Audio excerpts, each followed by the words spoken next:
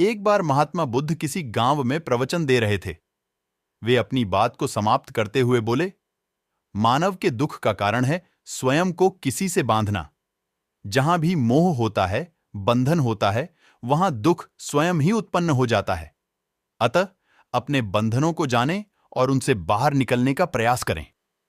इसके बाद उन्होंने सभी लोगों को आशीर्वाद दिया और फिर अपने आश्रम को लौट गए। अगले दिन उनसे एक व्यक्ति मिलने आया। वह बुद्ध को दंडवत करता हुआ बोला, महात्मन, मैंने कल आपका उपदेश सुना।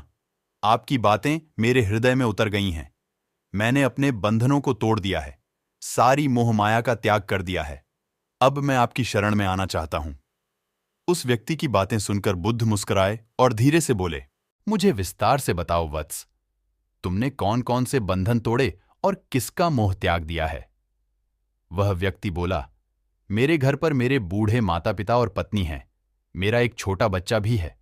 मेरी पत्नी बहुत बीमार रहती है।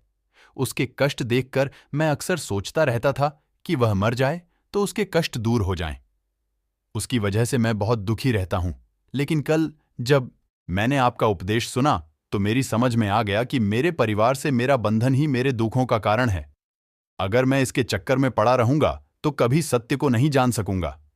इसलिए मैं अपने घर को त्याग कर आपके पास आया हूं। बुद्ध ने पूछा, क्या तुम सचमुच सभी बंधनों से मुक्त हो गए हो? देख लो, कहीं कोई बंधन तुम्हारे पीछे रह तो नहीं गया?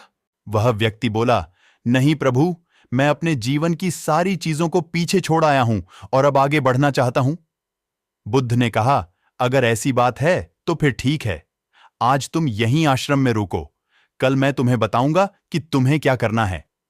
बुद्ध ने अपने एक शिष्य की ओर इशारा किया। शिष्य ने उसे आश्रम के अतिथि कक्ष में पहुंचा दिया। वह व्यक्ति उत्सुकतापूर्वक आश्रम की गतिविधियां देखता रहा। उन्हें देखकर वह बहुत प्रसन्न हुआ और अपने सौभाग्य पर इतराता रहा। अगले दिन बुद्ध ने उस व्यक्ति को एक कार्य सौंपते हुए कहा, तुम्हें पूर्व की दिशा में जाना है। वहां पर तुम्हें एक गांव मिलेगा। गांव के बाहर ही एक साधिका का घर है। वह तुम्हें कोई वस्तु देगी। उसे लेकर तुम्हें वापस मेरे पास आना है। वह व्यक्ति पूर्व दिशा की ओर चल पड़ा। गर्मी का मौसम था। कुछ ही देर में वह पसीने से तरबतर हो गया। उसे प्यास भी सताने लगी। वह सोचने लगा कि अगर इस समय मैं अपने घर पर होता तो इस तरह गर्मी में पसीना नहीं बहाना पड़ता। कुछ दूर और चलने पर उसे भूख भी सताने लगी, पर वह एक सुनसान और बंजर रास्ता था। आसपास न तो कोई पेड़ था और न ही पोखर तालाब। वह पुण्य सोचने लगा कि अगर मैं इस समय अपने घर पर होता तो अपनी पत्नी के हाथ का बना स्वादिष्ट भोजन कर रहा होता। पता नहीं क्यों बुद्ध ने मुझे गर्मी में इतनी दूर भेज दिया। काफी देर तक चलने के बाद वह व्यक्ति गांव में जा पहुंचा। गांव के बाहर ही एक घर बना हुआ था। उसने दरवाजे के पास पहुंचकर उसे धीरे से खटखटाया। दरवाजे को एक साधिका ने खोला। उसके चेहरे पर एक अद्भुत तेज था। वह व्यक्ति उसे देखकर मंत्रमुग्ध हो गया। साधिका ने उसे अभिवादन करते हुए कहा, मैं जानती हूं कि आपको बुद्ध ने भेजा है। आप अंदर आ जाएं। वह व्यक्ति घर के अंदर चला गया। साधिका के कहने पर उसने पानी से हाथ मुंह धोया और एक चटाई पर बैठ गया। साधिका ने उसके सामने भोजन की थाली रख दी। वह जल्दी जल्दी भोजन करने लगा। अचानक उस व्यक्ति की नजर साधिका के पैरों पर पड़ी। उसके पैर बहुत सुंदर थे। वह उन्हें देखता ही रह गया। तभी साधिका ने उसका ध्यान भंग किया। वह बोली, जिस व्यक्ति को बुद्ध के चरणों में स्थान मिल जाता है फिर उसे किसी अन्य के चरणों की आवश्यकता नहीं पड़ती। साधिका की बात सुनकर वह व्यक्ति लज्जित हो गया और नजरें नीची करके चुपचाप भोजन करने लगा। भोजन करने के बाद साधिका ने कहा, आप बहुत दूर से आए हैं, थक गए होंगे। यहीं चटाई पर लेट जाएं, मैं पंखा कर दूंगी। वह व्यक्ति बहुत थका हुआ था। वह चटाई पर लेट गया और अपनी आंखें बंद कर लीं। साधिका उसे पंखा करने लगी, पर लेटने के बाद भी उस व्यक्ति को चैन नहीं आया। उसने धीरे से अपनी पलकों को खोला और चोर नजरों से साधिका को देखने लगा। वह सोचने लगा, यह स्त्री कितनी सुंदर है, इसकी वाणी कितनी मोहक है। अगर यह मेरी पत्नी होती तो मेरा जीवन स्वर्ग बन जाता। साधिका इसके मन की बात समझ गई। वह बोली, शरीर में कुछ नहीं रखा है, यह केवल मांस, मज्जा और अस्थियों का जोड़ है। जो व्यक्ति इसके आकर्षण से मुक्त हो जाता है वही सत्य को प्राप्त कर पाता है। यह सुनकर वह व्यक्ति घबरा गया। वह चटाई से उठ बैठा और बोला, अब मुझे बुद्ध के पास जाना चाहिए। कृपया आप मुझे वह सामान दे दें जिसके लिए बुद्ध ने कहा था। साधिका ने मुस्कुराकर जवाब दिया, बुद्ध ने आपको जिस कार्य के लिए भेजा था वह पूर्ण हो चुका है। साधिका की यह बात उस व्यक्ति को समझ में नहीं आई। वह दरवाजे की ओर बढ़ चला। दरवाजे के पास पहुंचकर वह एक क्षण के लिए रुका और पलटकर बोला, क्या आप अंतर्यामी हैं? आपने मेरे मन की बातें कैसे समझ लीं? वह स्त्री मुस्कुराते हुए बोली, बुद्ध की कृपा से मैं मोह, माया से ऊपर उठ चुकी हूं, इसलिए भावनाओं से निर्लिप्त हूं और किसी के चेहरे को देखकर उसके मन में उठने वाले विचारों को समझ लेती हूं।